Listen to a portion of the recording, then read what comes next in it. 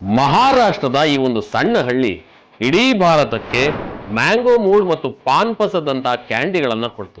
1933ರಲ್ಲಿ ಲಾಲ್ಚಂದ್ ಹೀರಾಚಂದ್ ಅವರು ಒಂದು ರೈಲಲ್ಲಿ ಪ್ರಯಾಣ ಮಾಡ್ತಾ ಇದ್ರು.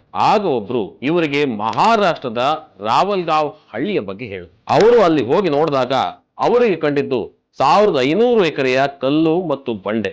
ನಂತರ ತಮ್ಮ ಕನ್ಸ್ಟ್ರಕ್ಷನ್ ಬಿಸ್ನೆಸ್ ನಲ್ಲಿದ್ದ ಮಷೀನ್ ಗಳನ್ನ ತಂದು ಅಲ್ಲಿದ್ದ ಕಲ್ಲು ಮತ್ತು ಬಂಡೆಗಳನ್ನ ಮೊದಲು ಕ್ಲಿಯರ್ ಮಾಡ್ತಾರೆ. ನಂತರ ಇಂಜಿನಿಯರ್ಸ್, ಕೆಮಿಸ್ಟ್ ಮತ್ತು ಫಾರ್ಮರ್ಸ್ ಗಳನ್ನ ಕರೆಸಿ ಆ ನೆಲದ ಮೇಲೆ ವಿಧ ವಿಧವಾದ ಎಕ್ಸ್ಪೆರಿಮೆಂಟ್ ಮಾಡ್ತಾರೆ.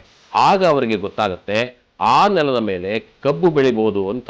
ಎಲ್ಲರೂ ಕಬ್ಬು ಬೆಳೆಯೋಕೆ ಹೆದರುತ್ತಿದ್ದ ಕಾಲದಲ್ಲಿ ಲಾಲ್ಚಂದ್ ಹೀರಾಚಂದ್ ಮಹಾರಾಷ್ಟ್ರದ ಮೊದಲ ಶುಗರ್ ಫ್ಯಾಕ್ಟರಿಯನ್ನ ಓಪನ್ ಮಾಡ್ತಾರೆ. 1940ರಲ್ಲಿ ಈ ಶುಗರ್ ಫ್ಯಾಕ್ಟರಿಯಿಂದ ಬಂದ ಸಕ್ಕರೆಯಿಂದ ಕ್ಯಾಂಡಿ ತಯಾರಿಕೆಯನ್ನ ಶುರು ಮಾಡ್ತಾರೆ. ಇವರು ತಮ್ಮ ಕ್ಯಾಂಡಿ ಮಾಡೋದಕ್ಕೆ ಕೇವಲ ನೈಸರ್ಗಿಕ ಪದಾರ್ಥಗಳನ್ನ ಮಾತ್ರ ಬಳಸ್ತಾರೆ. ಎಷ್ಟರ ಮಟ್ಟಿಗೆ ಅಂದ್ರೆ ತಮ್ಮ ಕ್ಯಾಂಡಿ ರ್ಯಾಪರ್ ಅನ್ನು ಕೂಡ ಇವರು ಬ್ಯಾಂಬೂ ರೆಸಿಡ್ಯೂ ಇಂದ ಮಾಡ್ತಾರೆ. ಕಳೆದ ವರ್ಷ ರಿಲಯನ್ಸ್ ಈ ಇಂಡಸ್ಟ್ರಿಯನ್ನ 27 ಕೋಟಿಗೆ ಅಕ್ವೈರ್ ಮಾಡ್ತು. ನೀವು ಕೂಡ ನಿಮ್ಮ ಬಾಲ್ಯದಲ್ಲಿ ಮ್ಯಾಂಗೋ ಮೂಡ್ ಅಥವಾ ಪಾನ್ ಪಸಂದ್ ಜೊತೆಗೆ ಇನ್ಯಾವ ರೀತಿಯ ಟಾಫಿಗಳನ್ನ, ಕ್ಯಾಂಡಿಗಳನ್ನ ತಿಂದಿದ್ರಿ ಅಂತ ಕಮೆಂಟ್ ಬಾಕ್ಸ್ ಅಲ್ಲಿ ತಿಳಿಸಿ.